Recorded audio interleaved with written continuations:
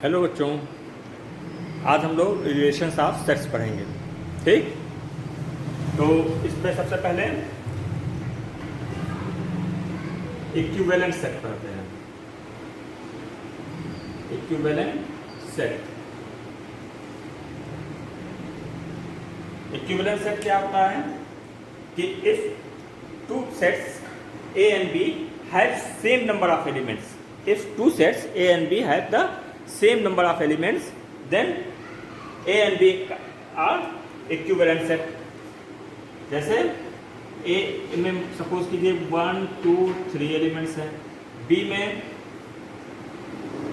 4 5 6 ये एलिमेंट्स हैं, then A है 3 एलिमेंट्स एंड B है also 3 elements. Number of element दोनों में सेम है, तो जब number of elements in A, number of elements in A is equal to number of elements in B, या दोनों में सेम एलिमेंट्स होंगे, नंबर ऑफ एलिमेंट दोनों में सेम होंगे, तो A is equivalent to B, ऐसे डिनोट करते हैं। A is equivalent to B. Okay, दोनों में नंबर ऑफ एलिमेंट सेम होंगे तो दोनों सेट कैसे होंगे? इक्विवेलेंट सेट होंगे। नेक्स्ट है equal set. Equal set means अब दो सेट्स होंगे ए एंड बी, वो इक्वल कब हो जाएंगे? If they have exactly same element. If they have exactly same element, दोनों में एलिमेंट्स जो होंगे वो एग्जैक्टली सेम हो, तो वो दोनों सेट्स कैसे होंगे? इक्वल सेट होंगे। जैसे सपोज कीजिए ए में 1 2 3 ये है एंड बी में भी 2 1 3 ये है। देखिए ए में कितने एलिमेंट्स हैं? 1 2 3, बी में क्या है? 2 1 3, दोनों में सेम एलिमेंट्स हैं, तो ए इक्वल टू बी हो जाएगा। Set A equal to set B, दोनों इक्वल सेट हो जाएंगे, है ना? तो अब देखिए यहाँ पर नंबर ऑफ एलिमेंट्स भी 3 है, यहाँ पे नंबर है, तो ये इक्विवेलेंट भी है और इक्वल भी है। इसके मीन्स क्या होगा कि जो इक्वल सेट होगा वो इक्विवेलेंट भी हो सकता है, जो इक्वल सेट होगा वो इक्विवेलेंट भी होगा। लेकिन इक्विवेलेंट सेट जो होगा वो इक्वल होगा कि नहीं होगा? नहीं होगा। कोई जरूरी हो सकता है लेकिन कोई जरूरी नहीं है। इक्विवेलेंट सेट जो है वो इक्वल भी हो ऐसा कोई नेसेसरी नहीं है, लेकिन इक्वल सेट जो होगा वो इक्विवेलेंट भी होगा। ओके, अब हम लोग क्या पढ़ेंगे? सबसेट। तो दो सेट्स हैं ए एंड बी, तो A is the subset of B if every elements of A is contained in set B. Okay, if every elements of set A is contained in B, तो जैसे suppose कीजिए A equal to क्या हो जाए? 1 2, B equal to क्या हो जाए? 1 2 3 हो जाए। देन A में कौन सेट है? A B 1 और 2 है, B में क्या है? 1 2 3 है, तो ए के सभी एलिमेंट्स बी में बिलोंग करते हैं, तो A is subset of B. A is subset of B. Subset का सिंबल ये हुआ। इस पे देखिए दोनों, इस पे सबसेट और ये एक नीचे एक लाइन खींचा मैंने, ये इक्वल। अब ये देखिए, ये सपोज कीजिए कि बी में ये 1 2 ही होता, 3 ना होता, 2 ही एलिमेंट्स होते, तो ए के सभी एलिमेंट्स बी में है, तो हम क्या बोलते हैं कि A is contain in B, means A के सभी एलिमेंट बी में है, तो ए इज अंदर, तो A is the subset of B. लेकिन तो वो वहां उस केस में बी इक्वल भी हो सकता है, लेकिन चूंकि इसमें एक एलिमेंट एक्स्ट्रा है, एक एलिमेंट इसमें एक्स्ट्रा है, 3 भी है, मतलब A is not equal to B, then B is the larger set. That implies कि B is the superset of A, B is superset of A, B is superset of ए।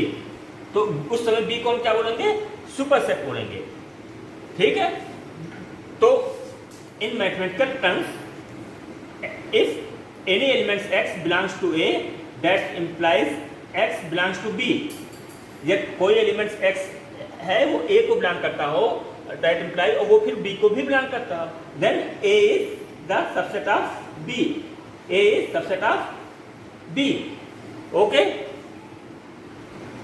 अब next है proper subset. Proper subset क्या होता है? देखिए subset and proper subset में एक थोड़ा सा डिफरेंस है, बाकी चीज सेम है, ठीक है।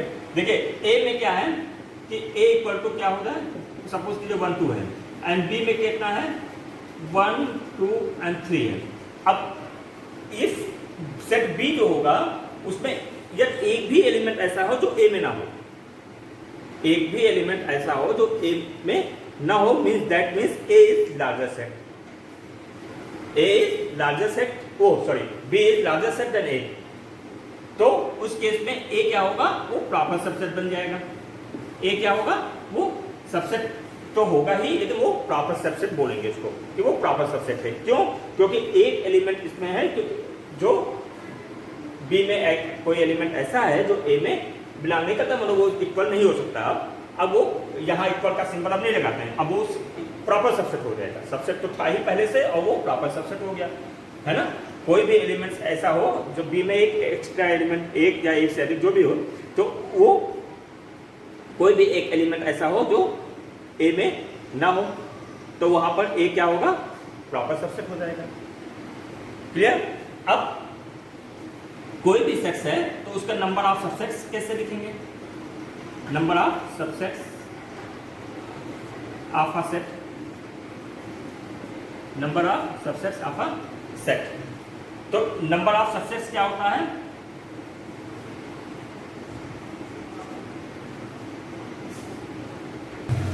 तो number of subset of A set क्या होगा? नंबर ऑफ सबसेट जो होता है वो इक्वल टू 2 रेज m के इक्वल होता है। वेयर m क्या है? m is number of element in set any set A, number of elements in any set A। तो कैसे लिखेंगे? सपोज कीजिए सेट A है, सेट A हैज 2 एलिमेंट्स। तो आप सपोज एक चीज देखिए, इसके पहले आप ये जान लें कि कोई भी सेट होता है, देखिए इसमें 2 चीजें हैं। एक तो नल सेट जो होगा, एम्प्टी सेट जिसको कहते हैं, null set is the subset of every set, is the subset of every set. Second क्या है कि every set is a subset of itself, a subset of is a subset of itself। कोई भी set है वो अपने आप का भी सबसेट होता है, कोई भी सेट होता है वो अपने आप का भी सबसेट होता है और नल सेट होता है, ठीक है। तो जैसे सेट A है, सपोज कीजिए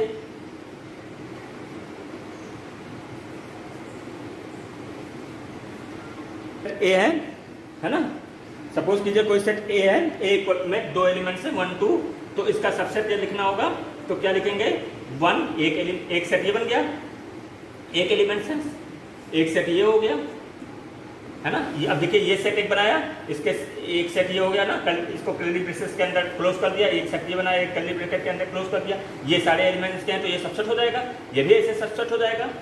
एक तो ये खुद होगा सेट A मीन्स 1 2, और एक 5 होगा, 5 means null set, 5 means null set. तो इसमें देखिए 2 एलिमेंट्स थे, कितने से इसके सबसेट बनेंगे?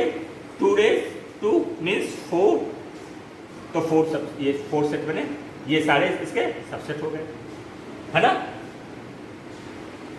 अब जब बात होगी प्रॉपर सबसेट बताइए, नंबर ऑफ प्रॉपर सबसेट बताइए, तो नंबर ऑफ प्रॉपर सबसेट जब बताना होगा तो उसमें हमको क्या करना होगा? एक सेट कम हो जाएगा। कौन सा सेट कम हो जाएगा? एक सेट उसमें क्या हो जाएगा? कम हो जाएगा, क्योंकि उसमें क्या होना चाहिए? प्रॉपर सबसेट में वो इक्वल नहीं हो सकता, प्रॉपर सबसेट में क्या होगा? इक्वल नहीं हो सकता। तो ये नंबर ऑफ प्रॉपर सबसेट कितना होता है? 2 raise m minus 1, number of proper subset कितना होता है? 2 रेज m माइनस 1 मीन्स क्या हो जाएगा? 2 raise 2 minus 1 means 4 minus 1 equal to 3, means यही एक सेट नहीं होगा, यही एक सेट नहीं होगा, बाकी सब होगा। तो नंबर ऑफ प्रॉपर सबसेट क्या होता है? उसमें जो एक इक्वल सेट होता था वही एक माइनस हो जाएगा, तो वो नंबर ऑफ प्रॉपर सबसेट एक कम हो जाता है, 2 रेज m माइनस 1 हो जाता है। ठीक, अब नेक्स्ट क्या है इसके बाद,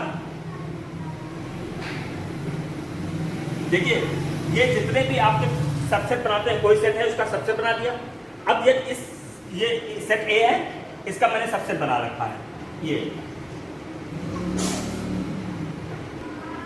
तो देखिए ये इसके नंबर सेट ए है, इसका सबसेट मैंने सब नोट कर लिया।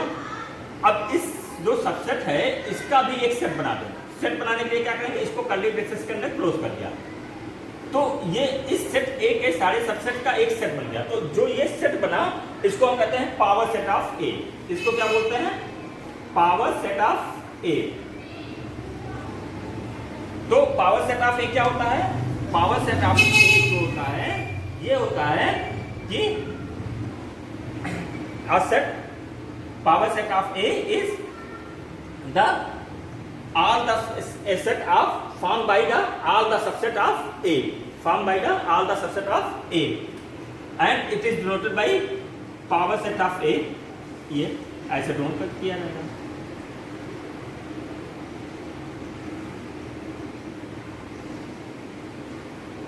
ये पावर सेट ऑफ ए हो गया। तो number of power set, number of elements, number of elements in power set of A कितना होगा, जितना नंबर ऑफ सबसेट होंगे किसी भी सेट का, मीन्स 2 रेज m।